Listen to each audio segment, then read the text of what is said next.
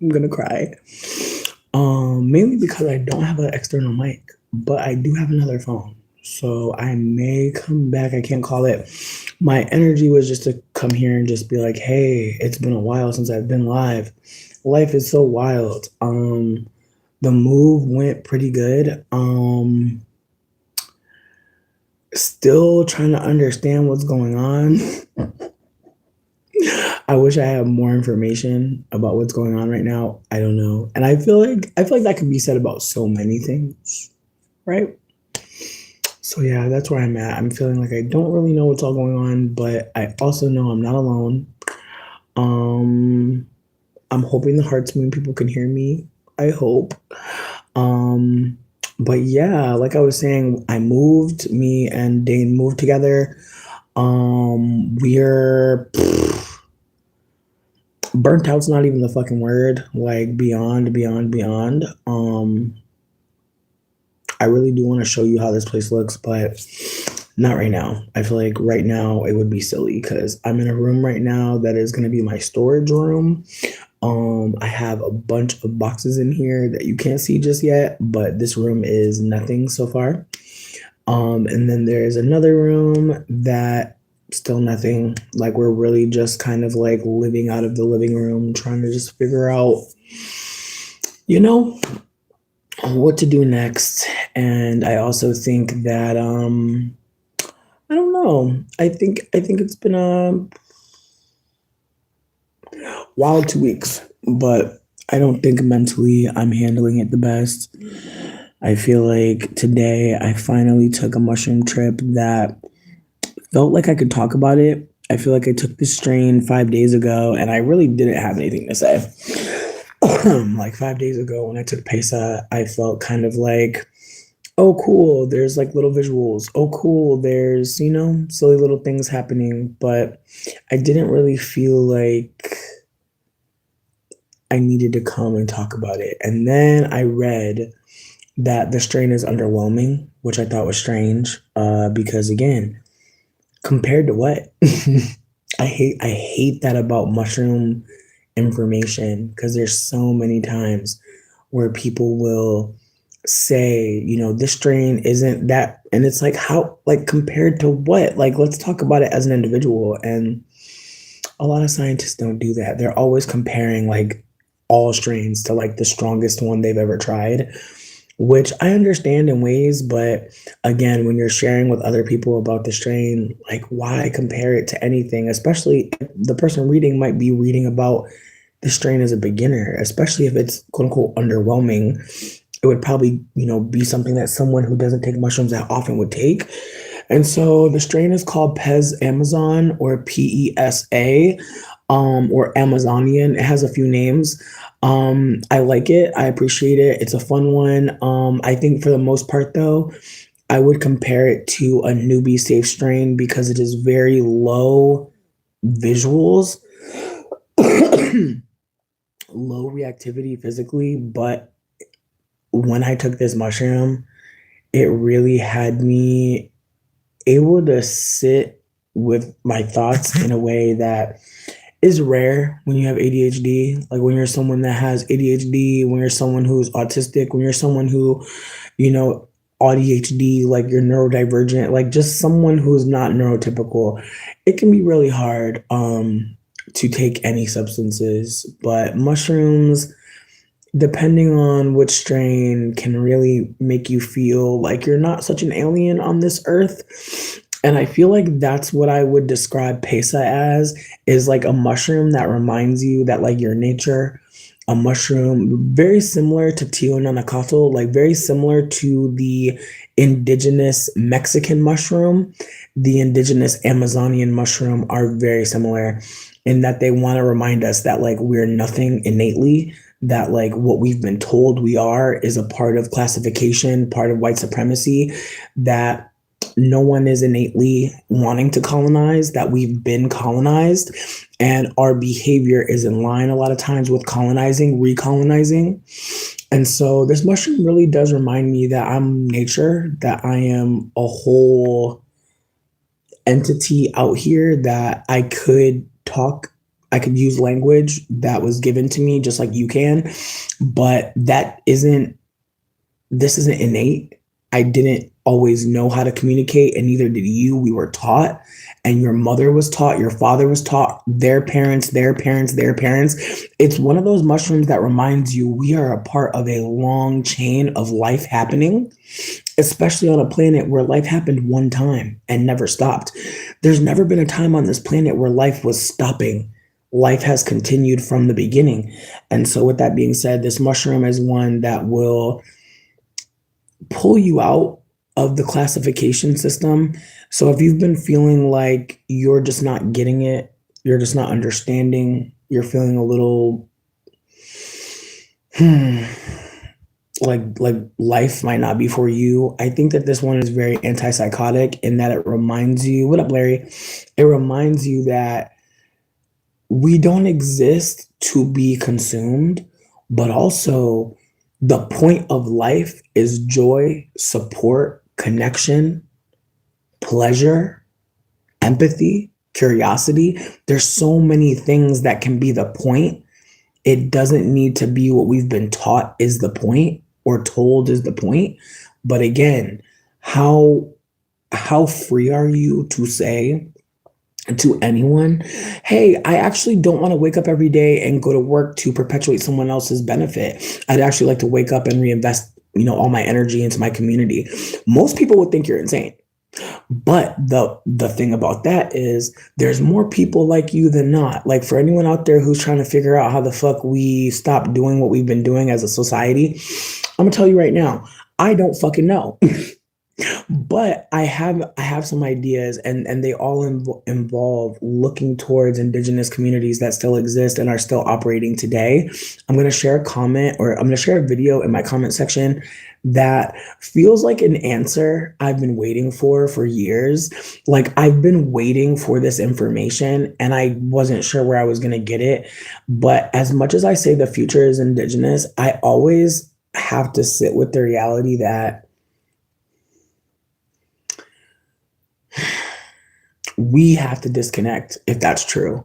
Like, if the future is indigenous, which I believe, then we have to reject any idea of colonization as like the way that things are going to work out. And the ways that most of us are, I don't want to say comfortable, but I think about the ways that some parts of this system are working, right? Like, some parts of the system are working just enough. And that just enough, and then also the ways that a lot of us don't have community outside of either family or romantic love.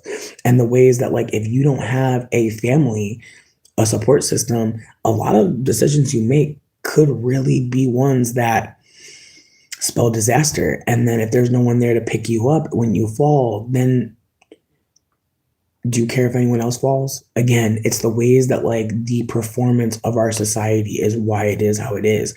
We are not innately selfish and desiring to segregate ourselves, desiring to treat each other poorly, but the colonizer has set that up as a standard. Kimberly, Jalen, thank you for saying what you're saying. A whole month to dedicate to cheap skincare routine, followed by aw. And see, that's the other layer to this too. Is like the things that y'all want, or the things that people want, they're not ridiculous or unreasonable. But at the same time, we live in a society that tells us you're supposed to want to wake up every day and go to work. I just want us to consider that, like, what we've been told is like a normal, healthy life may really be the continuation of our pain, our trauma. But if it's framed by someone who needs you to do that so they can continue on their life, then they're not going to consider the pain that it's going to cause you. They're going to say, oh, we wake up and go to work in this culture. That's what we do. We're hardworking. When if you really look at the culture of the United States, there's no hard work happening here from white people who are quote unquote running things, right? We know that. That's very obvious. But again, why do we know this as people of color? Who told us that? How did we learn what we learned? It wasn't an easy learn, was it? And it also isn't easy to hold the information, the intelligence, and see people spitting on it, shitting on it, operating like you're insane. Again, there's layers to this society that will have many of us assuming that we're unwell mentally, when what I truly believe is the biggest sick maker is the idea that this is a normal life, that this is how we just are. We're supposed to just turn on a camera and just know what to do and just go. The idea that you and I or anyone is going to be any particular way is the problem. The idea that we all haven't been colonized and have different roles on the plantation. And that's, again, something for others to find out. The ways that we live in a country that perpetuates this idea that Black folks are simultaneously not intelligent, but are smarter than white people. The ways in which whiteness set up for itself a self-fulfilling prophecy of doom and destruction by perpetuating an idea that this is what makes someone Black and this is why we are not that. Again, the ways that whiteness created Blackness, the way the Christians created the devil. I want people to please see the fucking connections, because it's so frustrating to notice how we're constantly being told that's the bad guy. That's the bad guy. It becomes really easy to think that you just got to get away from all the bad stuff. You just got to save yourself. And it's so sick, because you can easily become, in your mind, manipulated by anything that promises a way out. So yeah, you want to go vote for the Democrats because they're promising you a way out. They don't have a fucking way out. They're still thinking in a binary system. They're still thinking red and blue. It's much deeper than that. But again, if you can contextualize good, if you can make good, fuck it. If you can create evil, you don't ever have to be good. If you make evil, if you make the devil, if you make the demon, you never actually have to be good. You just have to not be the devil. You just have to not be the bad one. And again, that's what we've been dealing with in terms of like American politics. We're constantly being told that's the devil, that's the devil, that's the devil. At what point do we hold that the devil is the idea that there's a good and a bad? That the devil is the binary system, that the devil is the system that tells us that when I look at someone white, I'm seeing someone good or bad. Either of those ideas are actually inherently unsound. And yet, as a non-white person, I'd be a fool to tell you that I haven't learned, unfortunately, that being kind to white people can be dangerous. And even saying that, even more danger can come, because now there are white people trying to prove that I'm wrong. By what? By how? Silencing me, harming me. Again, the ways that like learning, intelligence, gathering information here is so fucking wild. But again, the ways that, depending on who you talk to, you could easily end up in a hospital. And I say all this to say, I'm aware I'm unwell, but what is more important right now is to name that feeling unwell, feeling disturbed, feeling distressed, feeling like this doesn't make sense, sweetie. That is the point of this place. That is the point of the United States of America. Please know that this was never a country. This is a lie. It's been many lies on lies on lies.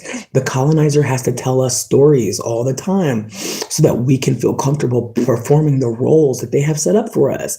This place is a plantation. It has never stopped being a plantation. The idea that we think we're no longer on a plantation is insane. And yet they put a biracial man in the fucking White House, and folks thought that something was going to happen different. I'm sorry to tell many people this, but we have been tricked beyond tricked, because again, as I said in one of my later videos, people will really think us lighter skinned people are a sign of something good happening. They'll see mixed people, lighter skinned people, non-black people, and they'll be like, that's a good thing happening. Unfortunately, colonized behavior can rest in any community. I think many Black people know that you ain't gotta be white to perform whiteness. And what's wilder is that I'm learning all the time that us mixed people think that we're going to be the good Black people. And so I need people to hold that there are layers upon layers of misinformation, lies, gaslighting, and just general fucking anti-Blackness that is masquerading as deep thought and or psychology and or a reasonable way to exist. So I say all this to say, if anyone feels crazy, please know you can always reach out to me. I will be the elder that understands that I don't understand. I'll be the elder that understands that this place can really fuck you up mentally, and talking to the wrong folk will set you back. And the last thing that I really want to get out is that whiteness is not real. They're all mixed. You're welcome. They're all mixed. Mixed as many looks. Mixed as many looks. Many people know that, but there's a reason why lighter skinned people are seen as the mixed people. There's a reason why white is categorized as superior. There's a reason why they look at deep dark skinned people and project on them. No one deep dark skin is anything negative, inferior, less. No, we are projecting on them. We are causing harm. And so I'm hoping by saying this, folks will hold that, yeah, I know I look like a boy named Wilfredo, but just hold that I came here to say that we are not crazy, but especially Black folk who have been sitting with a lot of information, a lot of projection, a lot of just the ways that this society has been set up to cause harm and then hide its fucking hands. Meanwhile, I've noticed the ways that myself and other fellow mixed people who have Black ancestry will use the intelligence, will use the proximity to our benefit. And so I'm trying to uplift this. I'm late as fuck. I know I'm late. And I'm saying that it's never too late to apologize. It's never too late to hold that you've been anti-Black. It's never too late to hold that you believe the colonizer. He got you again, didn't he? Bitch, me too. Please, please, please, please, please do not get caught up thinking that you're bad, you're wrong, you're evil, you're demonic. That is a waste of our time. What is more important is that you hold space for the fact that you got new information. It's not every day, is it? Some days you just sit there and you're watching Bad Girls Club and that's all there is, you know? Cookie got beat up in Mexico. Fucked up. Anyways, I love all of you. I appreciate all of you. I'm doing a dinner tonight on Discord. I know that this is really random, but I just wanted to get some thoughts out. I didn't want to kick it for super long. I just wanted to talk some shit because, again, it has been wild mentally. It has been scary mentally, and it has been lonely. And I had a call from a friend that lasted 4 hours and 20 minutes. Truly. And it was a really good convo. And it just reminded me that I really miss talking to y'all so fucking much. I really miss being alive, like online. I really miss like talking. I really miss showing what's happening. I really hate how much I was sitting in a fucking apartment or a house or whatever the fuck that was. And just like looking like I was about to die. Bitch, I was going through a lot. And on top of all of that, I was really expecting romantic love to save me again. I'm saying it so that someone else knows you're not alone, bitch. That man ain't saving you. Yeah, he's fun. Yeah, he's paying some bills. That's great. Please don't jump out the fucking window. Don't do it. Don't do it. Don't do it. Don't do it. Do not think that you're wifey. Don't be a living girlfriend. It's not real. Please. Please have your own life. Have your own things. Have your own money. Have all of your own shit with your friends and community. Because let's be real, not all of us are going to be able to get a job right now. I know that. You know that. But we will be able to strategize and connect. But again, romantic love is not going to save us. It's not. It be feeling good as fuck. It does. It does. It does. But it's not the end. It's not the end. It's not all there is. It's not the only thing. I know I'm giving manic bad as fuck, but it's more that like once I get into the chat, then I start talking about all the different stuff. And I wanted to just stay on topic that like this was never a country. They've never stopped the war. The war never ended. We're all still at war. We've never stopped. And again, even living in a country that tells you, you know, 9/11 was something that happened to us. Like again, the ways that this country performs victimhood and the ways that it never performs reparation. Anyways, I know I'm ranting. I know. But I'm trying to save my energy for like the dinner at 8:00. You feel me? That's my energy. I feel like if I get too caught up in here, we ain't gonna have dinner. So I'm hoping that I see you tonight. If I don't see you tonight, I understand. I'm gonna try to record it. I don't really know how to do that shit. I'm going to look into that after I leave here because I do think that, like, again, so many Black folks have said just to leave the house, they want $25. Just to leave the house, they want $50. I know that you leaving your house sounds fucking crazy. I know. Also, I took mushrooms earlier. That's also part of why I'm like this. But I'm saying this to say that there's a Discord dinner at 8 o'clock tonight, EST. I'm gonna put my Discord name down there just because again, I'm not gonna give the Discord out. I'm gonna give my name out, and then if I, because so far, we've not had one white person in this Discord. It's nothing negative against white people, truly. It's more about protection for black folks and not wanting to be, again, surveilled. But I did want to name that I'm very interested in white folks starting a Discord that is about abolition. A white folks starting a Discord about mutual aid and maybe inviting people of color in to give them money. I'd love that. I'd love to help that. But outside of that, I'm not really interested in connecting with white people that deeply because again, the white people I've already connected with, it's been good. It's been good. The ones that it wasn't good, I talked about it. As it stands right now, I'm not in that space because again, I'm just at a point where I realize, like, I don't think I could fucking help anybody really. Like, and I don't mean it to be disparaging. I'm just saying that, like, there's ways that, like, we be needing help and we be wanting to be helpful. And then there's times where it's like, more research must be done. With that being said, I'm not ignoring the chat on purpose, because I'm going to read your thoughts.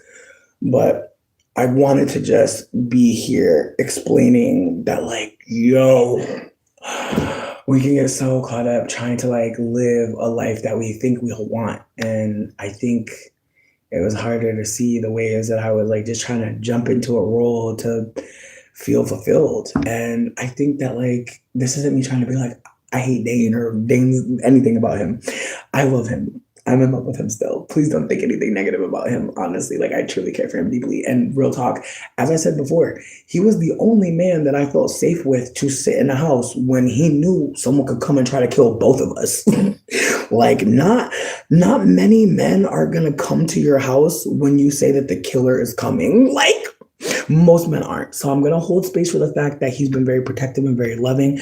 But at the same time, our relationship, us being together, isn't it's not a cure, but I felt like it was. I felt like maybe if I busy myself romantically, this will mean something for me. But I think at this point, I'm realizing that I want to be doing so many other things and playing a wifey, living girlfriend. Like that shit is so fucking boring. And I forgot how much so.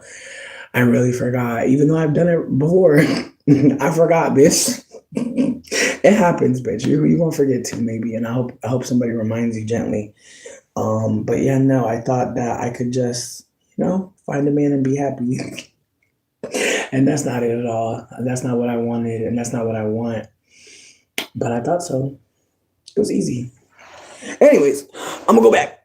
I'm gonna go back to the chat. But yeah, like I said, I took a mushroom called penis envy. Fuck. It's penis envy South America. So it's basically the penis envy from the Amazon rainforest. Oh.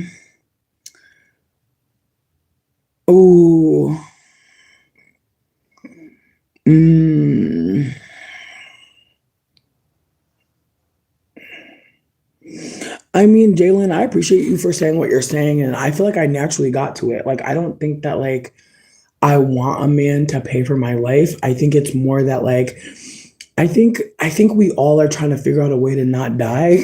And I think that not everyone's undocumented. Like, I'm going to continue to say that because it's the truth. Like, someone that I was close with had the nerve to tell me, oh, well, you were in the system. You should be able to get documents. I need people to know that I was in foster care from age 13 to 25 years old.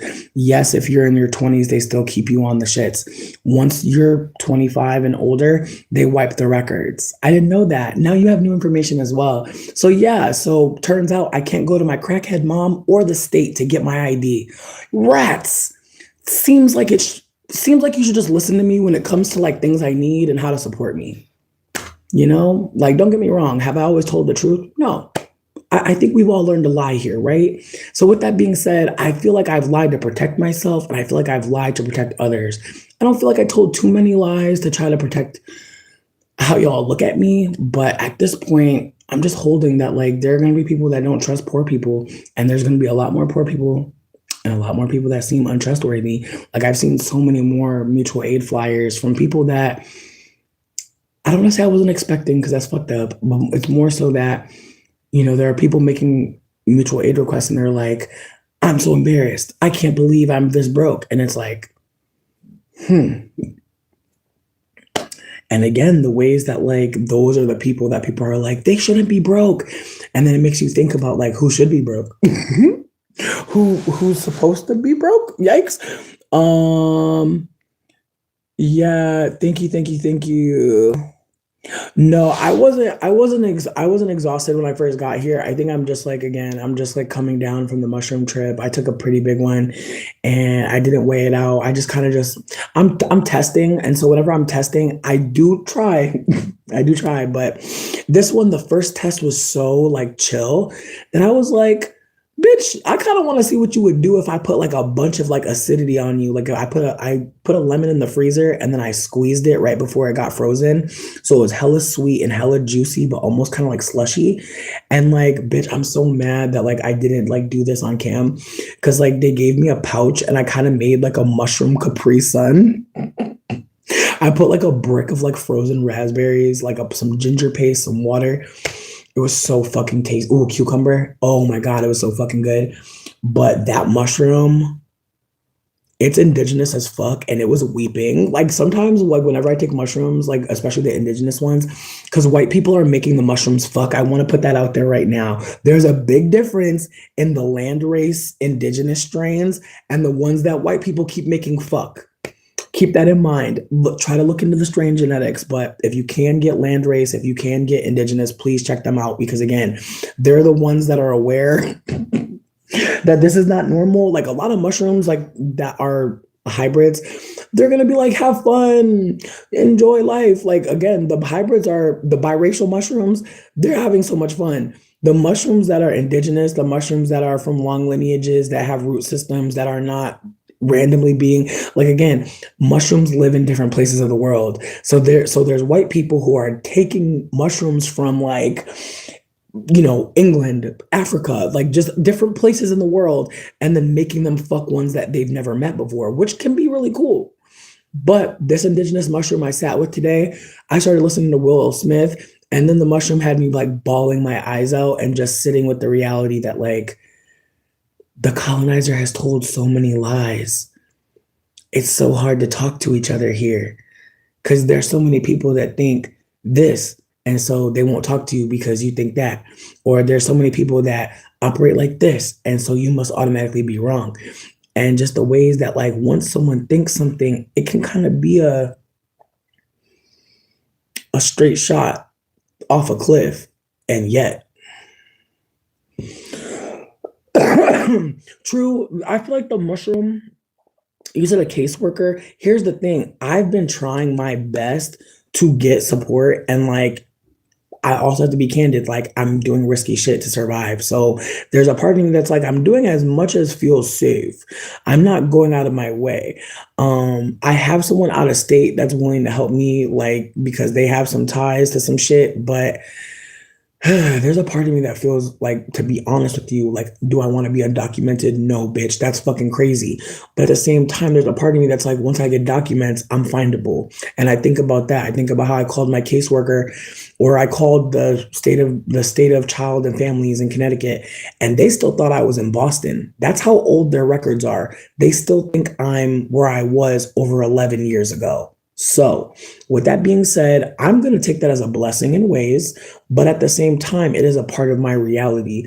And as I've said before, I feel like I have my birth certificate somewhere around here, but the last time I saw it, it was me stealing it back from someone who had stolen it from me. So now I'm just sitting with the reality that like I don't know where the fuck it is really, and I just moved. So the fact that I didn't find it in the move, not good. But at the same time, I'm not gonna like stay silent about that because there are people in America who don't have ID. That's why some people can't vote. The shit, there's a lot of people without ID here, and it's unfortunate. But I think it's more realistic that like people need support and accommodations like with a lot of things, but again, I'm not gonna fight with anybody. If people don't believe me about my situation, that's fine. Like I just feel like I'm at a point where it's like I have turned on the camera when I might have not needed to, and like tried my best to be candid and transparent in ways that, again, everyone's not going to hear. And I'm grateful for the people that heard me when I was in a situation and they could see, and even the people that didn't see, that's fine. Maybe you'll see later. Like I just, again, I'm not in a place where it's like people should know. Like I don't think anyone should know anything. I think it's wilder to assume or think that people should know or be a certain way. But again, we live in a world that thinks that black people are going to be mean. We live in a world where people tell black women all the time, I thought you were going to be mean. And if that inspires them to be fucking kinder to your ass moving forward, or worse, as if that inspires them to open up to anyone in the fucking department, because now they're sitting with the ways that you're already looking at them like they're going to behave a certain way. Again, the ways people project on black folks is part of what we're all collectively dealing with. There's no way that the harm against black folks can be not repaired and everyone here going to have a good life. It's impossible. But with that being said, it's the ways that there are so many of us mixed people, non-black people who are non-white, who think that we're going to be able to sit around and talk about white people all fucking day. It's not realistic. We're all colonized, and some of us are bigger ops and threats than white people. And I want to uplift that because there are times where people thought I was going to be a good person. There were times where people thought I was going to behave this or that way. There were times where I didn't do the right thing or the thing that they thought would be the right thing. There were times where people expected me to be X, Y, or Z, and they told me. And I said, oh, that was shallow thinking. And that was a problem. Again, the ways that like you can be direct and maybe punished for it because that person expects you to be subservient. These are things that a lot of us learn here because whiteness is not explicitly taught, right? And if it is being explicitly taught, a lot of times it's being talked about like it's in the past. A lot of the ways people behave today are still based on that. And so before I get up out of here, I just want folks to check the comment section for some links to things that I think may be helpful. If not, please talk shit, please. Like, again, I know that in the past I've been annoyed at people talking shit, but I think I was a little bit more sensitive to, critique in general. And I'm going to hold space for the fact that I think that I'm the kind of person where people are scared of me a lot. And it's not even just that I'm fat and tall. It's also that people are scared of lighter skinned people. And I want to hold that in the context of white supremacy, that like, I'm scared as fuck of white people. Yeah, there's times where I may think I'll be okay, but I'm not going to play like white people haven't done a number. And also, I don't feel no type of way about saying my fear about whiteness and white people at this point. It took a time because there was a lot of pride and a lot of vulnerability that I was unwilling to share because I thought that that meant something about me. And so I want to name that too, that when you're afraid of talking about what's scaring you, that could lead you to do all types of shit to make it seem like you're okay. And so there are going to be some people who break, who are like, uncontrollably upset, who are screaming screams that they never thought that they would scream. And I hope that we come closer to them. I hope we don't run away. I hope we hold their hand. I hope we listen to them because there's going to be so many people who are feeling pain that they could never tell you before. But now they need to, because if it keeps living in them, it's going to keep hurting them. And so I'm hoping that people hear like my energy isn't to distress or disturb, but we've been distressed. We've been disturbed collectively, but let's focus on repairing the rupture because that's what I truly believe is a bigger, more important thing is considering that like the white supremacist world we live in is not at all interested in repairing the ruptures. They're not, especially when it comes to the rupture of anti-blackness. Creating a system of harm towards deep dark skinned people was always going to lead to a moment where the rest of us would have to repair it. It's on the rest of us. No one deep dark skin can dismantle internally this system for us. It's us. It's us. And again, I will never stop saying this. Lighter skinned people can be seen as benevolent. We can be seen as mixed, hybrids, some signal that something good is happening. It can be very hard for people to see us and think, a lot of critical thinking be going out the fucking window once the one drop rule gets brought into the shit. So I'm saying what I'm saying because I ain't right. I don't know about being wrong. I've been wrong before though. But I think that what's more important is that this is collective history, that I couldn't have just thought of this on my own. Hello? Impossible. But I'm grateful that there are Black folk that share with us. that there are Black people that take the time to say anything. Again, Miles World came into a video in Clubhouse that I thought was acceptable to be in. But the room was a bunch of mixed people trying to figure out at what point are we Black? Swear to God. And so I want to hold too that there's so many mixed people who are uninformed, don't have community, don't know what the fuck we're talking about. And so listening to us can really set folk back. And so I just want to put that out there too, that I'm sorry for all the ways I was sharing in the past, because I thought I had something to say. And I have to sit with the reality that people will think lighter skinned people, mixed people have something unique or genuine to offer. And some of the most important things I've ever heard in my life, most, have come from Black women, have come from Black queer people, have come from Black people who are deep dark skinned, have come from people who are Black and disabled, Black and queer, Black and trans, have come from people that had to hold not just Blackness, but the other ways that anti-Blackness was harming them, and the ways that I got to be seen, centered, held, the ways that there were times where I might have seemed very ungrateful in the midst of all the kindness.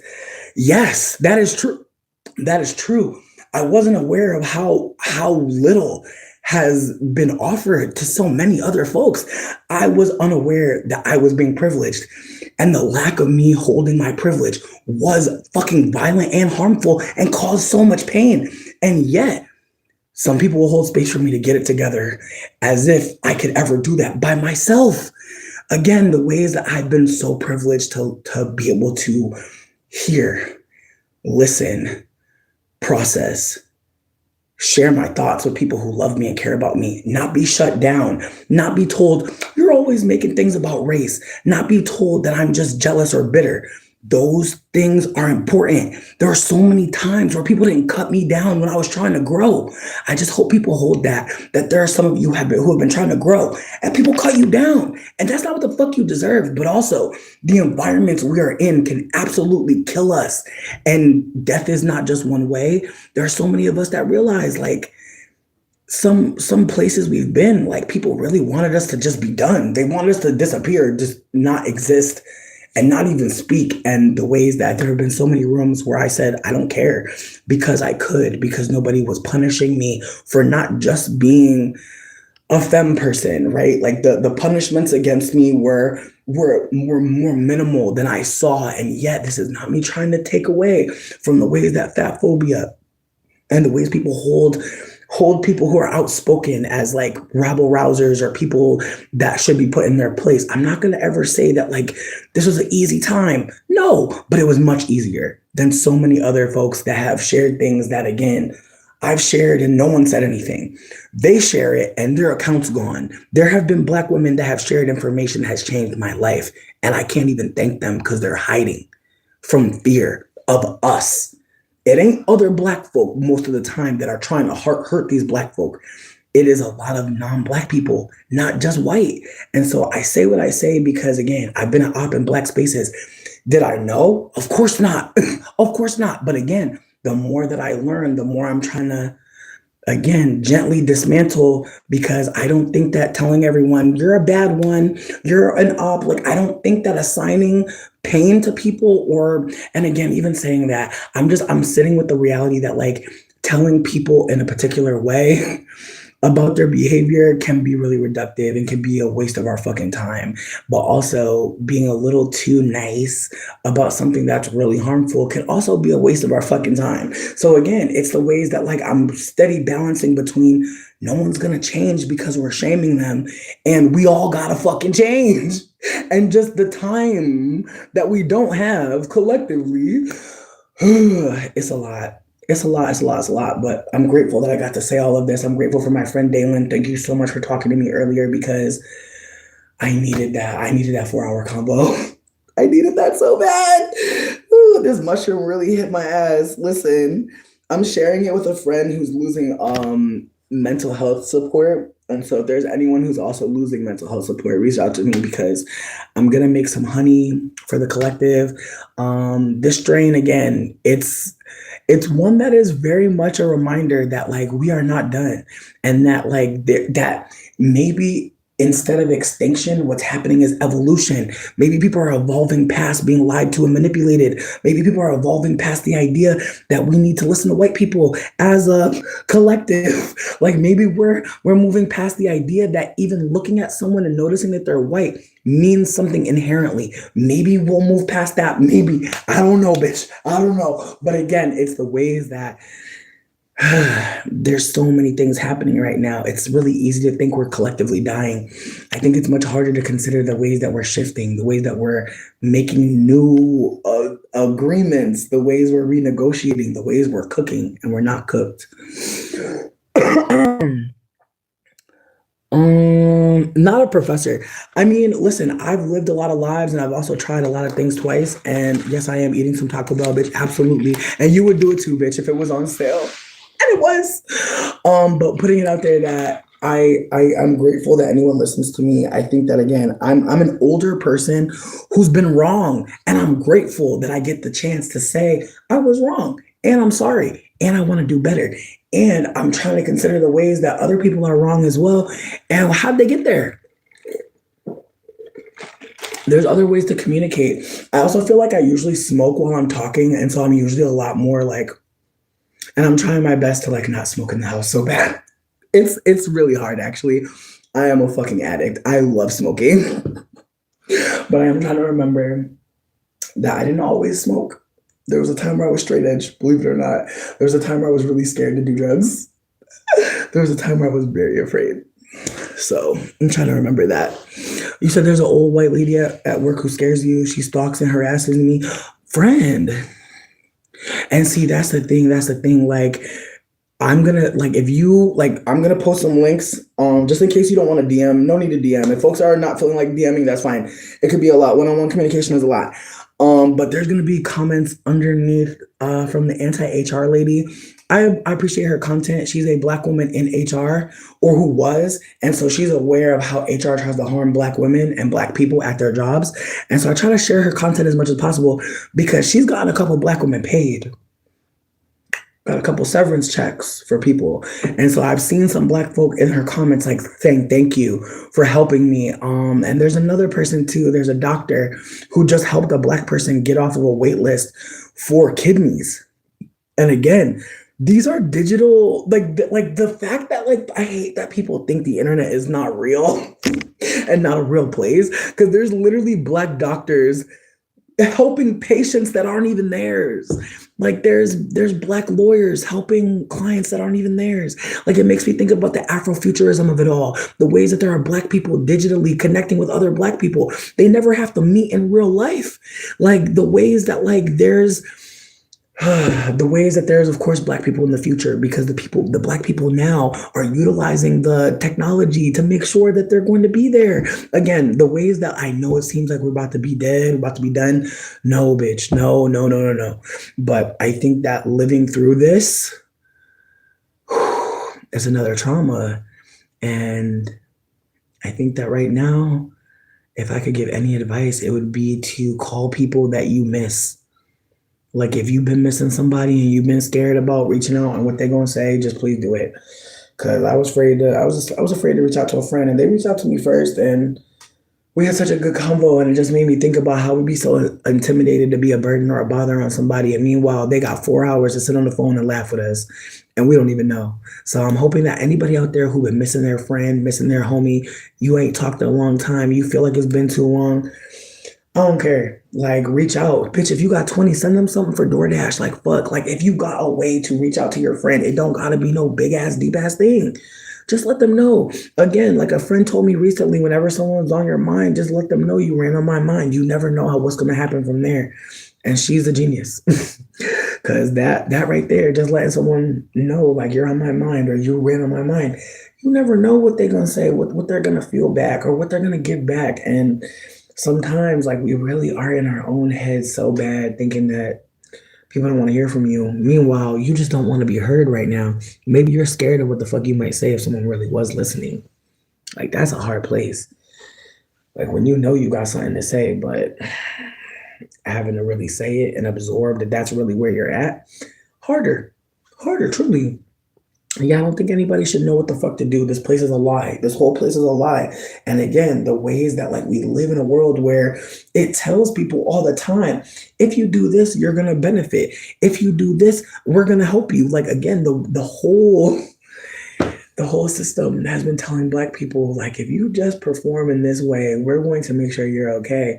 And that's never been true. But again, the way some black folk really do think, if I do this and not that, and the ways that some white people think, if I do the opposite of what black people are purported to do, we're gonna be okay. And again, the ways that like the society continues to make devils, the society continues to tell us it's a devil, it's a demon, it's a devil, it's a demon. Don't nobody ever have to really think about who the fuck they are. It's sick to think about, but you never ever have to self-actualize if you're constantly not trying to be the bad one. And the way is that I have to hold that, like, in the pursuit of wanting to be outspoken about anti-blackness, I have to hold the ways that I wasn't seeing how much I wanted to be seen as a good black person. And I have to hold that for my whole life. That, like, at some point, I thought this is what a good black person is, someone who is present and constantly talking about anti blackness. I have to hold that there are some black folks who may think that is the point of your life, to be an activist, to stand there and report live from the traumatic experience. And again, the ways that this society sets folks up to think that's who you are. And it makes me think about the book, All the Black Girls Are Activists, the ways that so many black femmes get pushed into activism as a, see, that's what you're supposed to be. Meanwhile, there are black women who feel bad because they like Taylor Swift, as if there's some sort of way to be the right kind of black woman. Again, I'm holding that we are in a society that teaches us how not to be, that harms us so that we don't stand up for ourselves, so that we don't think about ourselves deeply. And again, the ways that so much is balancing on holding black people as a standard, as labor, and the ways that even myself, the ways I've expected some black folks to labor for me, not thinking deeply about what I was asking for. And again, I'm saying this not to be like, oh no, just to say that there are many people like me who assume blackness, black community means that support. And again, there are some folks grifting blackness. We see, and I don't want to use Dr. Umar because he's such low hanging fruit, ain't he? I feel like Dr. Umar the lowest hanging fruit. But again, it's the way white people feel comfortable bringing up Dr. Umar to me. Yes, a white person brought up Dr. Umar to me as a real thing. I hate to tell you this. It's real. But again, the ways Dr. Umar grifted with his school, there are people who look at blackness in a different way now because of some folks, and not just black men, obviously, who have privilege, but there are non-black people who think that our connection, our black ancestry means something material. And I want folks to hold that, like, if there are lighter skinned people trying to get you to do anything, care about us, I hope you know that saying no, saying I don't care, saying I don't want to be a part of this, that's not a bad thing. That's not a problematic thing. However, we do live in a world that says, like, again, the way it's so easy to see white people as the problem, much harder to see myself or other lighter skinned people as also part of why there is an issue with elevating anyone who is a black person. The ways that, if you look, and again, for black folk here, I know you see this, but there are so many of us mixed people put in positions to be the black representation. And again, the ways the one drop rule survives through Hollywood, the way the one drop rule survives through movies like Sinners, where the focus is the one drop. Again, it's the ways that I cannot unsee, the ways that so many of us are supposed to perform like the plantation ain't that bad. Again, so many of us are supposed to operate like it could be worse. And it's like, bitch, you're privileged on the plantation. You, at night, you go off the grounds and you go have fun in another plantation. You get a chance, you get a day pass, you get to get off here. And again, same thing for men. There are a lot of men who are comfortable with the subjugation of women because they get a day pass. It's sick, but it's true. Listen, I appreciate you for saying that you don't usually like listening to light skinned people talk about like colorism or anti-blackness. I appreciate you for even holding space for me. Again, it's the ways that I'm not ever trying to purport to be a special or any kind of light skinned person that you should listen to. I am a crackhead. I say that with pride. I literally am unwell, and I'm not saying that to be diminishing to myself. I'm being honest. I'm not well, but I'd like to think that part of me not being well is being brought to this understanding, the idea that I was supposed to perform blackness in order to make other people here comfortable. The ways that I would ask my white passing parent, "Are you sure we're black?" because it didn't seem like we were black. And the ways I was told I was stupid. I'm bringing this up because there are so many people who think they're just dumb. I've been called dumb a lot, and I don't think that I'm dumb. In fact, I think that I'm curious. But again, the ways that whiteness defines who's smart, right? White people tell us who's smart. Like, that's the sickest part about it.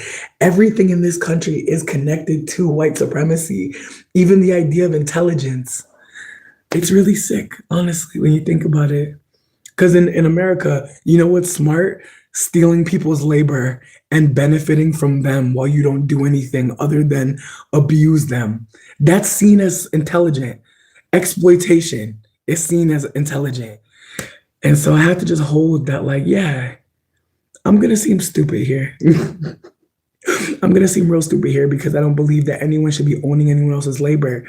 I think that if I want to do something for you, I want to create something for you, then we should negotiate. I want to, like, if anything, let's do a trade, you know? But again, in white supremacy, there's no trade. Like, the colonizer literally says, you don't have anything equal to my shit. So you're going to have to work to get some of my shit. And again, the ways that we're always working towards the capitalist goal, right? That new thing to acquire. And even now, how it seems like people aren't working towards things as much as they are trying to stay afloat. And again, the way that changes the climate, it changes who can really ask for help. It's the way I've seen people say they're embarrassed because they're a single person who needs support. And it's like, we're not going to all be people with like kids to feed. Some of us are going to be disabled and very single and very alone. And if I didn't have, someone in my life, someone who was here, there were so many times where like I could have been fucked if I didn't have connection to someone, connection to friends, family, support system, whatever the case may be. And I'm disabused of the idea that I'm going to ever figure this shit out on my own. I'm not. Most people don't. Most people have a support system, and most people know that it's not all down to them. But there are many Black women who are being held as the ones that will figure it out, the ones to look towards. And I hope more Black women engage in being useless. I mean that so sincerely, so sincerely. I hope that more Black women engage in doing nothing for anyone and not even feeling the need to explain. Because again, the ways that I've just sat with how often people expect Black women to be there, to be the one to listen, to be the one to sit there and absorb something. And the ways that there are going to be more and more women of color, but especially Black women, who are sitting with the reality that if I don't sit here and listen to this shit, no one will. I was your last hope, bitch, and now you don't have me. And again, the ways that so many people lean on Black women, lean on fat Black women, and think that like that's who's gonna save us, think that's who should save us. When I think more of us need to hold that we should be saving each other. We should be reaching out to people that we perceive as the people that should be doing more labor.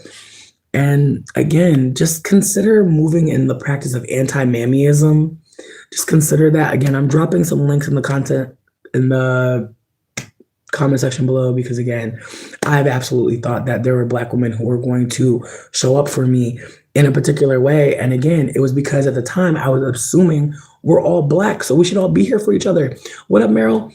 And I wasn't considering the ways that we're not all Black and that Black woman doesn't owe me anything. And more importantly, the ways that I can perceive now, the ways that we're, a lot of us non-Black people, waiting for Black folks to show us what to do.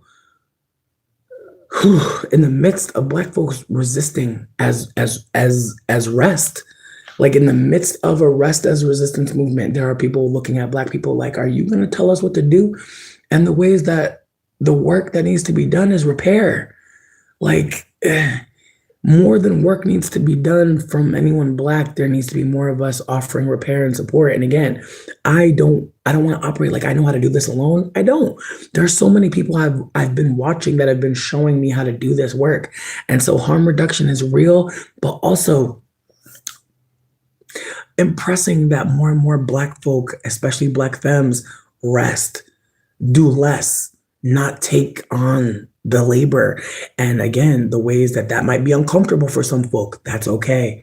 That's normal. When people tell you to not do what they've been expecting you to do for a long time, it makes sense why it would be uncomfortable to lean into it. But I promise you, the more I hear black women saying that they want to be useless and they want to be valued for who they are and not what they bring, the more I have to hold the ways that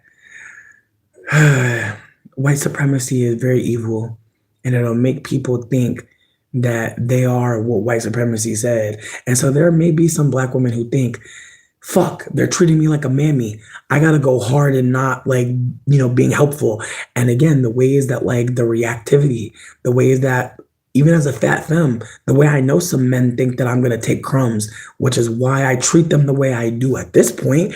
Because if I'm not gonna get the big piece of chicken, fuck you. Because you might play me. You might actually fuck up my mental health and my pH balance. Like there could be a lot of things I lose from fucking with you. I'm gonna get the most up front right away. Because also, bitch, if you play me, then I gotta he played me. At least I'm gonna be comfortable and be like, well, he was playing games, but we got away from him. We never gave him way too much. Again, the ways that like some of us have been treated a certain way. And so we're going to always be on a certain type of time because we already fucking know what y'all think. And again, the ways that, and this is unrelated slightly, but I was watching Bad Girls Club season 3. Listen, that season was my season, bitch. That season was crazy as hell. But when Casey and,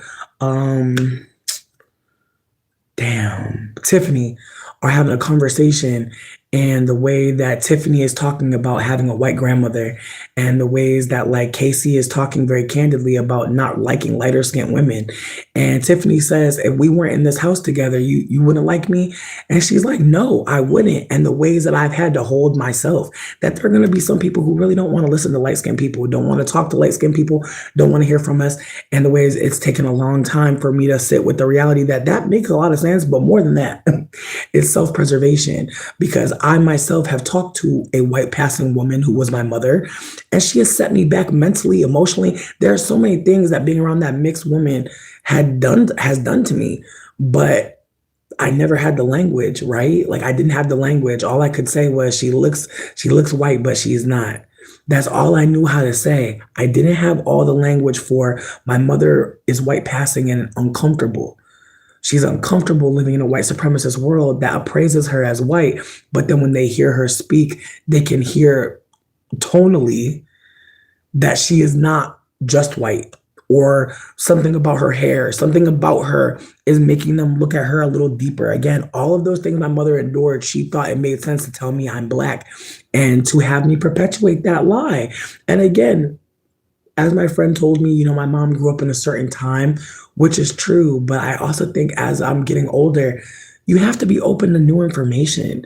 And I think that that's another layer to this. It's like so many white people, white passing people, non-black people, we are mixed. We have culture, but we have forgotten it, a lot of us. And again, the ways that the ways whiteness wants us to forget our culture, wants us to forget where we come from and who to honor. And the way that whiteness, again, is about forgetting. Whiteness is about forgetting. You think all these white people here today on this soil came from the Mayflower? Fuck no. But that don't matter because they have a story to rally around. Again, I want folks to just consider why the colonizer tells certain stories and when. What's the point of him telling you that he dumped somebody tea in a damn harbor? What was the point? I just want folks to really consider, like, whiteness is very strategic. They have been doing a lot for a long time.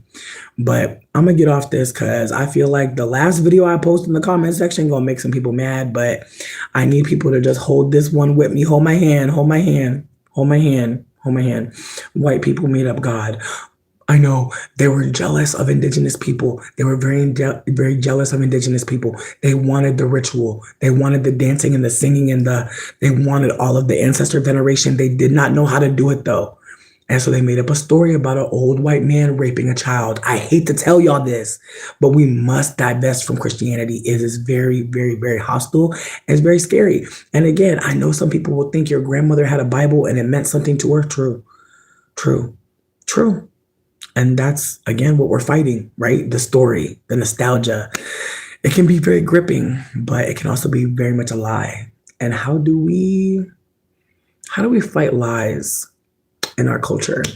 How do we know something's not true? How do we know something is not worth our time? How do we know something is hurting us, even though it feels good? Bigger conversation to have, but I'm gonna read the rest of the comments and I'm gonna dip up out of here because, like I said, I want to see y'all tonight. But if I don't, it's okay. I understand. Life is crazy as hell, bitch. Um, yes, yes, yes. Community doesn't even have to have a color. People who care about people. You're not wrong. You're not wrong. You think that's cool to not like someone just because? Here's the thing, though. Here's the thing. Hear me out. Hear me out. I want to hold space for where you're trying to come from, right? Because I used to think like, oh, I don't want to hate white people. I don't want to be like them. I want to hold that wall. I wouldn't say, I feel like at this point, I'm saying I hate white supremacy. I hate colonized behavior. I'm skipping saying I hate white people, even though I could, even though it would be valid. Like it would not be so far-fetched that I have white people that I hate, sure. But again, the ways I used to think about how I didn't want to be anti-white because of um I was afraid of white people changing me. I was afraid of whiteness making me what it is. The ways that we project once we think we hear something that is, again, I know some people will not be able to hold this one, and that's okay. But the ways that the issue is colonized behavior, the issue is not someone being white, the issue is someone performing whiteness. Absolutely. But again, it's hard to hold that. And I don't want anyone to think that they're crazy because they hate white people and they're bad. No. But again, I'm at a point where I realize that that's the point in the dehumanization. White people dehumanize us by telling us that we're inferior. Then we throw it back at them and say, there's just something wrong with you white skins, when the whole time the issue is the behavior system that they keep perpetuating.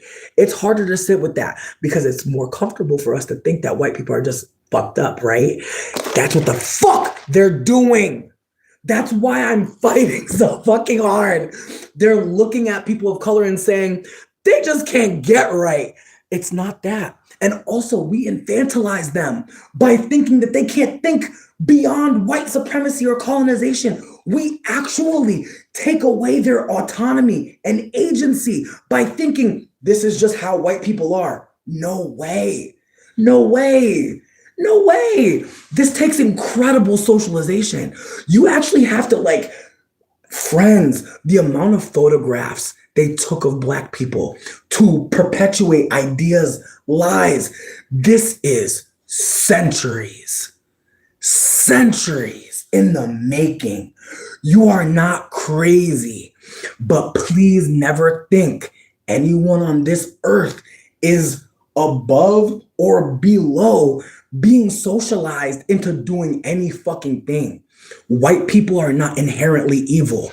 That is unfortunate that we get to that point. I understand. Come close. I love you and I hug you. I understand.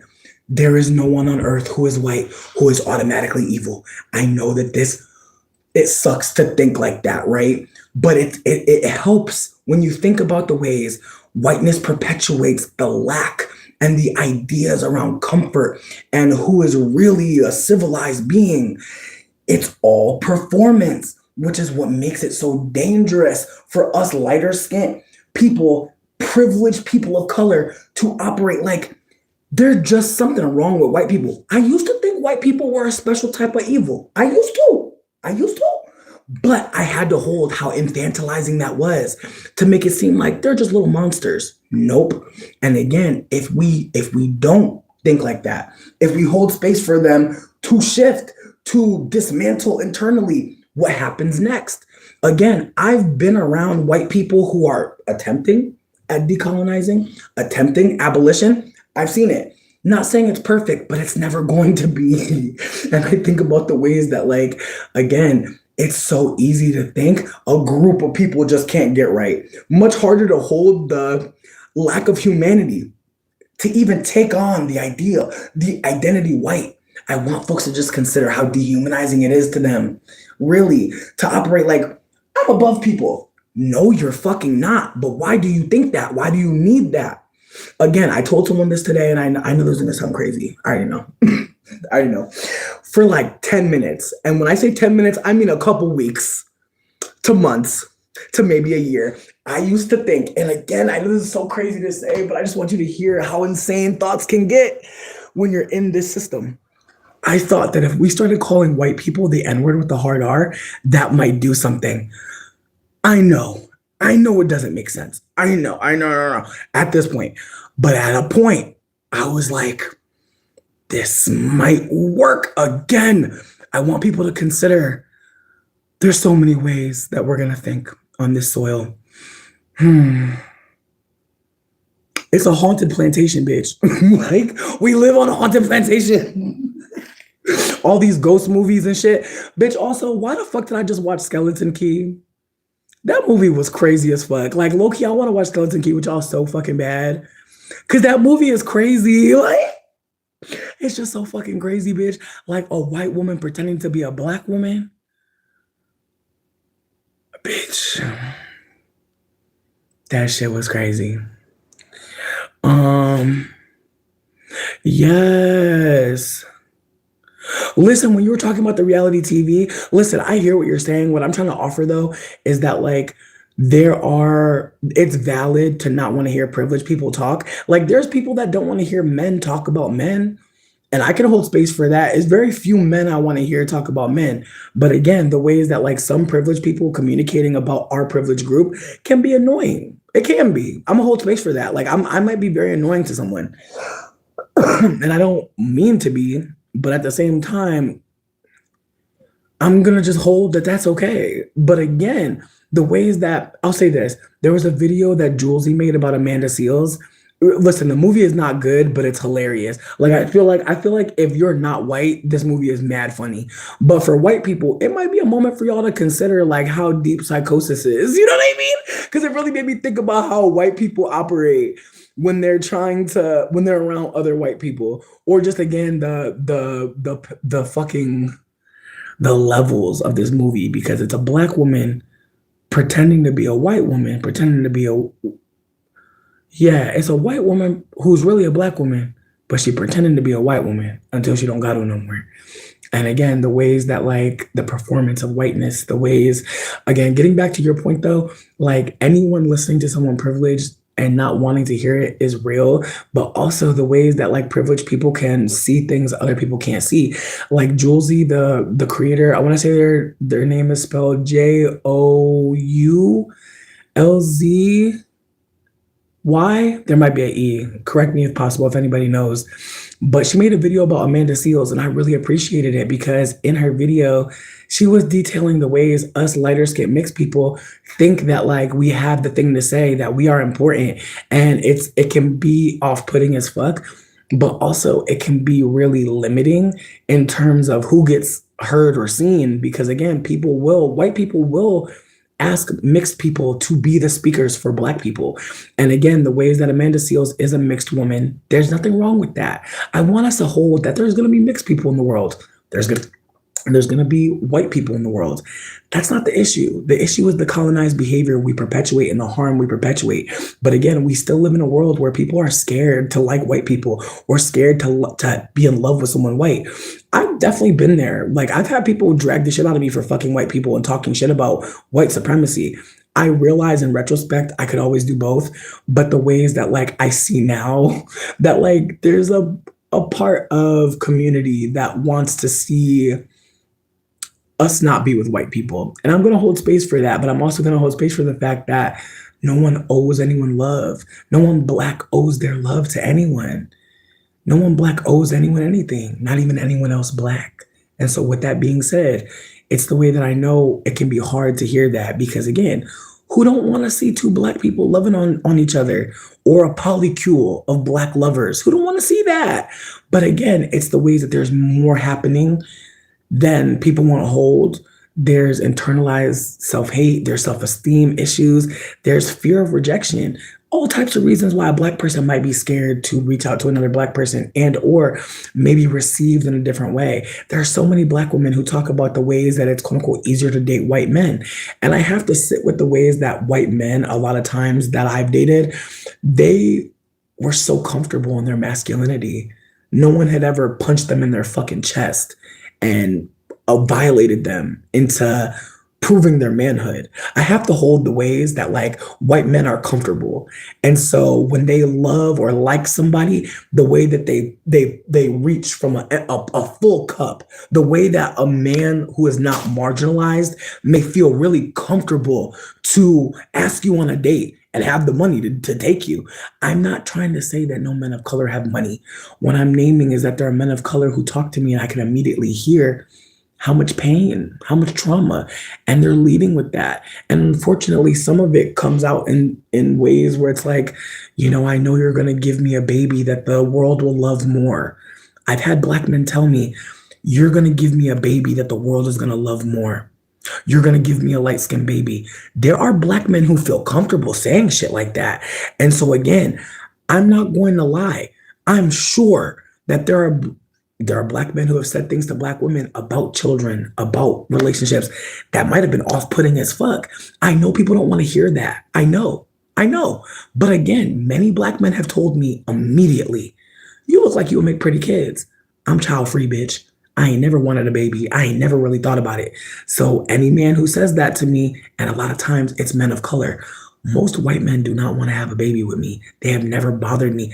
Even my little dip right now, this motherfucker talk about he's like, look, he's like, you've been fat for a long time. He's like, I don't know if you should even try to do it. He's like, we should just find someone to have our baby. I'm like, not you trying to find someone to carry the baby, bitch, because I'm fat and fucking tired. That is crazy. But again, this is a white man literally trying to strategize how to have a baby with me that doesn't involve me doing the labor. So again, how many men of color are doing that?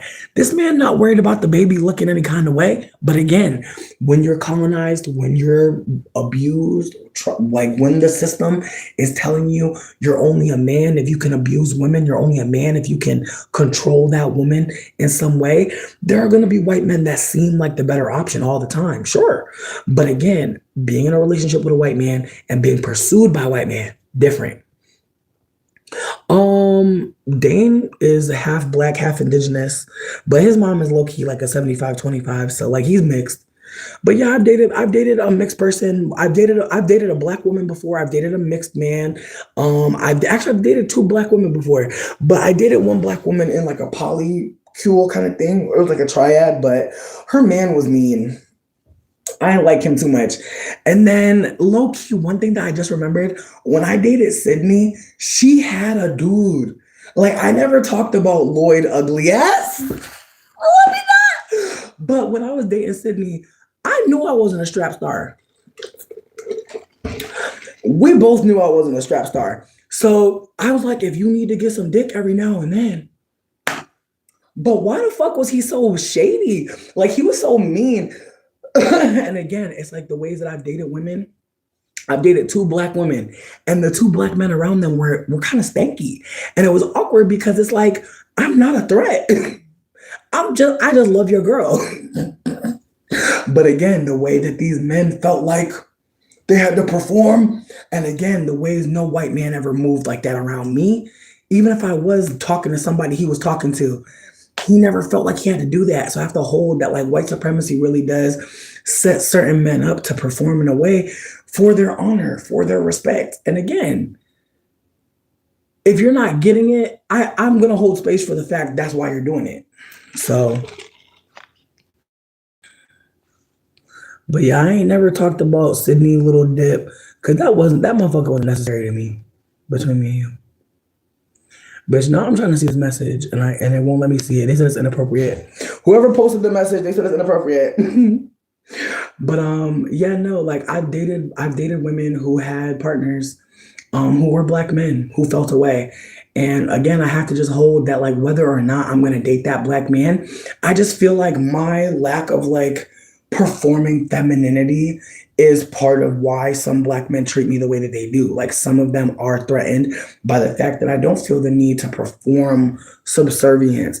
And again, the ways that like with white men, if I'm being honest with you, there's this way that I talked about earlier.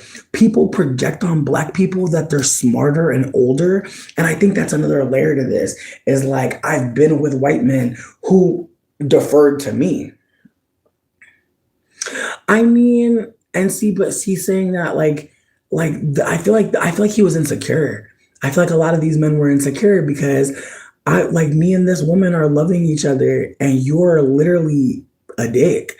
And I think they were holding that like this woman laughs with me. This woman and I share experience. Like y'all fuck and then you leave. Like you don't stick around. Like me and her are baking cookies later. But again, the ways that like for me, I valued these black women as women who were my friends, who were women that I loved. I wanted them to have as much fun in life as possible. That's the kind of partner I am. If my partner enjoys dick and I don't have one, please get some dick. Like the fuck? Like even like with Dane.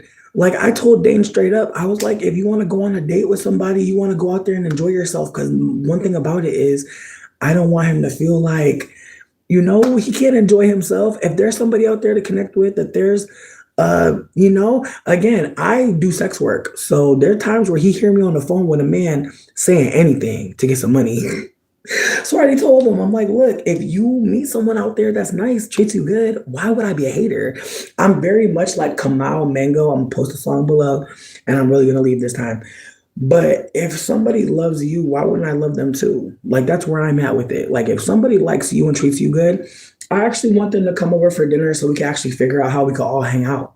Because I want to know who loves my partner good. I don't think there's anything wrong with that. But again, a lot of people are socialized to think that love is what two people and only two people can create a relationship. And again, it serves the heteronormative breeding kink.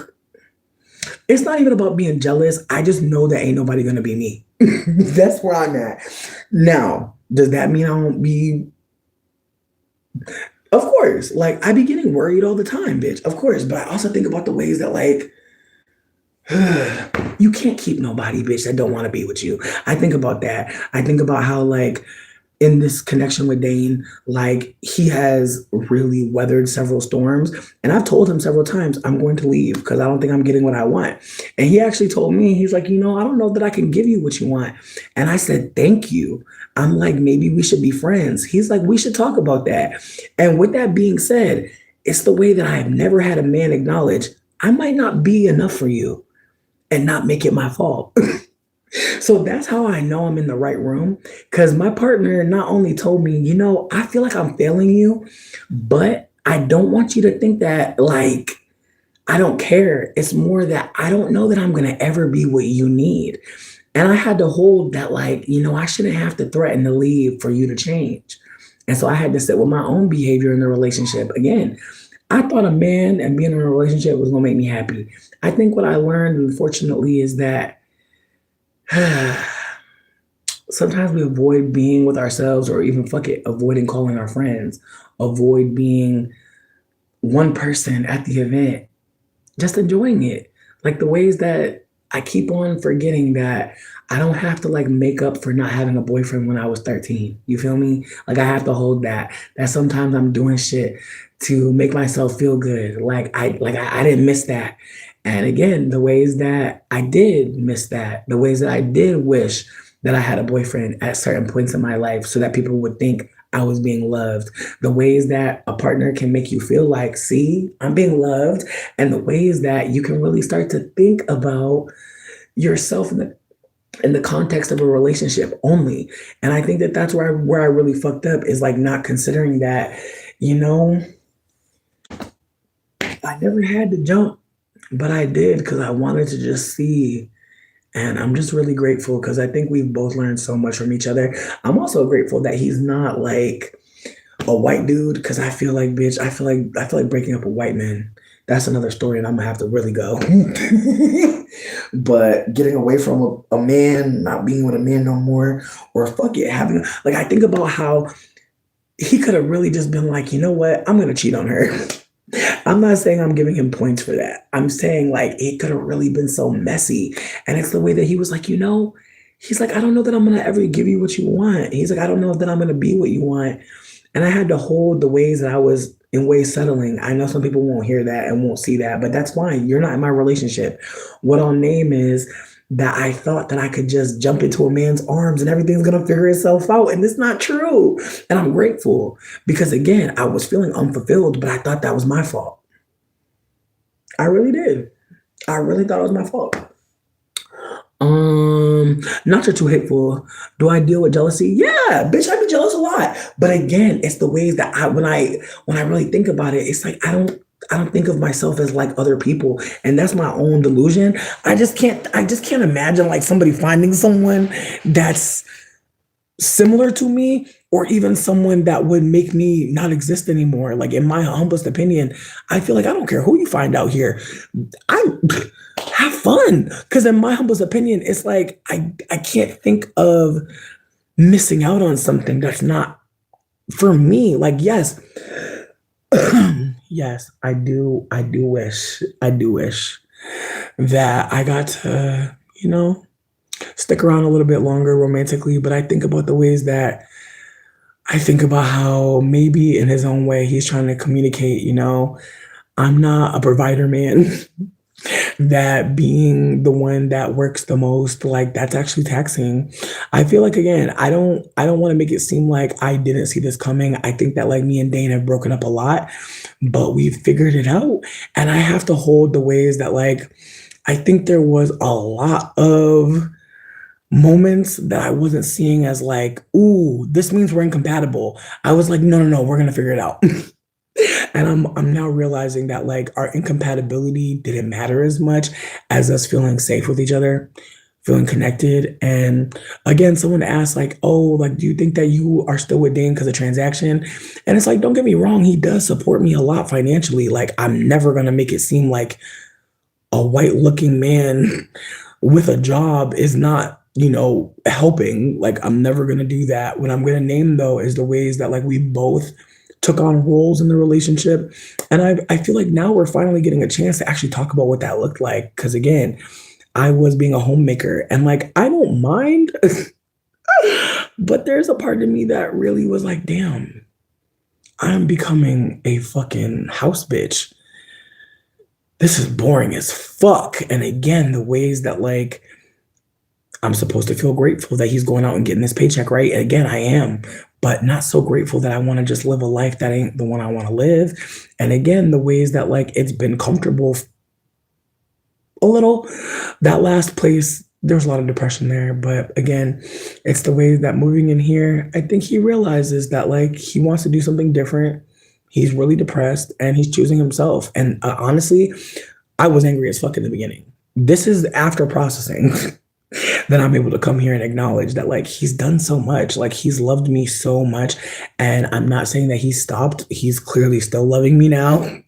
There are so many ways that he still shows up, but I think that at this point, I think that he realizes that like he could either, do the labor to become the man I want or hold the fact that like, the man I want ain't him. And I feel like that's where he's at. And I have to hold that like it doesn't matter how much I was like uplifting him and being loving. There were still so many things that I wanted out of our connection that he was not familiar with. And again, I'm trying not to give y'all too much because like again, I don't want it to ever give like I'm trying to bash him or disparage him because I know I've done that in the past. I'm trying to grow, bitch, for real. I'm trying to hold that like people can love you and decide no longer. They can also decide that like they need to love themselves more. And again, the ways that I'm grateful. Like I like earlier today, I was giving him a hug and I was like, I was like, think about it. I was like, we're both poor. I'm like, think about how long your mom or your dad or someone you know stayed longer because you were poor, because you thought you should, because you don't want to fuck somebody up. I'm like, you're choosing yourself, and I'm really proud of you. I was like, I can be hurt that we don't get to be together romantically and still know that I love you and still know I want the best for you and still know that I'm proud as fuck of you because who knows, maybe in the future if things aren't going right, you'll tell that woman, I don't think I'm the man for you, but thank you for loving me. And again, the ways that it wasn't easy for him to say those things at all. But I also have to hold that like I've been verbal the whole relationship, telling him what I need, talking about all types of things. I have to hold the ways that like there were just moments where I wanted him to just get it. And I don't think I did anything wrong. I think that this was my first time investing in a lover, and I didn't realize hmm,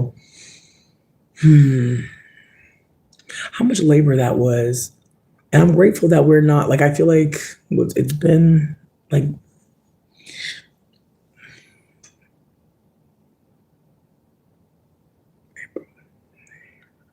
I mean, what we're 4 months shy of 2 years. So there's a part of me that's like, like we lasted a lot longer than I thought we would. And again, part of it I think is because we are good friends. I think that we love each other as friends. I don't know that like romantically we ever really were there. I think we wanted to be, but I think there are a lot of things in the way.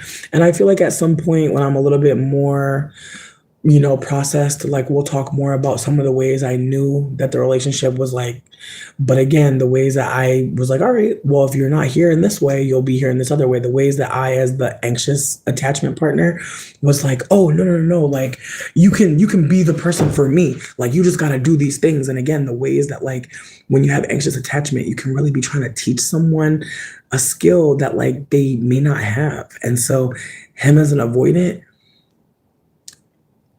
it wasn't it was just really hard in ways. And again, there were times where we had so much fun, where it was so easy, where we felt so in love.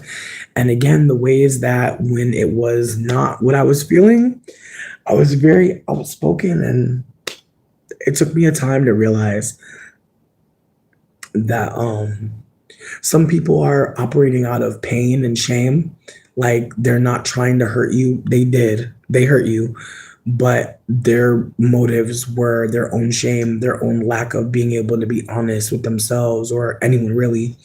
And the ways that a lot of us know what that's like to be with someone and you can feel how insecure, you can feel how they don't feel comfortable in the room, and the ways that you might think that you can give them a little piece of your confidence, you can give them little pieces of confidence, and you can try to build them up. But I think I learned after a while that like like he's got some work to do, and me too, because again, the ways that you can think you can build someone or raise them up in a particular way in a relationship, and I don't think that you're wrong. I just think unfortunately for a lot of us, it's rare that you put in that much labor and you get what you want out. It's more often that you build that person up and then they use those new legs to walk on out of your life. And so I think before I got too invested and before he got too burnt out from me telling him all the ways that I wanted more, I think that we're both holding that we tried. We had a lot of fun and we're still working together in some ways. But I think in the other ways, like I told him, I was like, we should write down like all the things that we're no longer doing romantically so that we can figure it out. Cause I definitely like was again just forgetting that like we're not as romantic as we are, and I like went to go give him like a little scratch and then I felt really awkward and then he felt really awkward, and it was just really funny how like we're trying to like get new boundaries, but it's like how again I don't know. And no, I'm not sleeping in this room because we're broken up or any shit like that. It's more that like I'm in a different room because I'm trying to just give him some space to sleep, because the way this place is set up, like we haven't really established any rooms for real. Like this room so far is holding a bunch of fucking boxes, bitch. That's it. That's all that's in here is boxes. And so I decided to come in here and just make a little video. But I think yeah, I'm just gonna focus on like being happy and trying not to mentally delete because I just feel mentally out of sorts. But for the most part, I'm grateful as fuck that I even get a chance to talk about what's happening in my life because for the last 2 weeks, I've been spiraling, bitch. Spiraling bad as fuck, tired as hell, scared as fuck, trying to just figure out what the fuck I'm about to do. And now I'm just in a grateful space where I realize that I'm not alone. I have friends that love me and people that care about me, and that I never have to worry about doing anything alone, really, because I ain't never been alone. And it's a great feeling, but it's also one that we can forget easily. So I'm grateful that I'm alive. I get to talk my shit. I took that mushroom trip. It has me feeling like, just again, like I can like move my body all different types of ways and just, just exist outside of the ways that I was thinking were making the most sense for me and the ways I can let my ego kind of pop and not be worried about how I'm looking to others because honestly, bitch, I am one of one. And I'm grateful that I even feel safe to even tell my story because I just think about how many stories we haven't heard yet. Because that girl is so embarrassed. And it's like, bitch, please. You know what's embarrassing? Those motherfuckers make you feel like your story ain't worth being told. Because I promise you, some of the things I told y'all, I know some people are like, bitch, you couldn't beat this out of me. But it's like, bitch, I ain't gotta get beat to tell y'all what happened.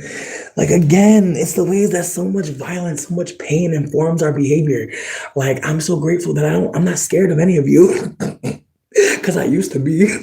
I think that's the worst part is like the people that come online and they're scared of the people that watch them and whew, the ways that they're afraid to tell y'all what they're really doing because it doesn't sound good. I know what that's like. I know what that's like. I definitely know what that's like. It's your truth. Be the bad one at least one time. Be the crazy one at least one time. Be the one that said the thing that nobody thought you would say one time, just once. Trust me. Trust me, it's good. It's good. Be the one that fucked up. Be the one that said the wrong thing. Be the one that apologized. It's worth it. That's how I feel. Oh, Eric.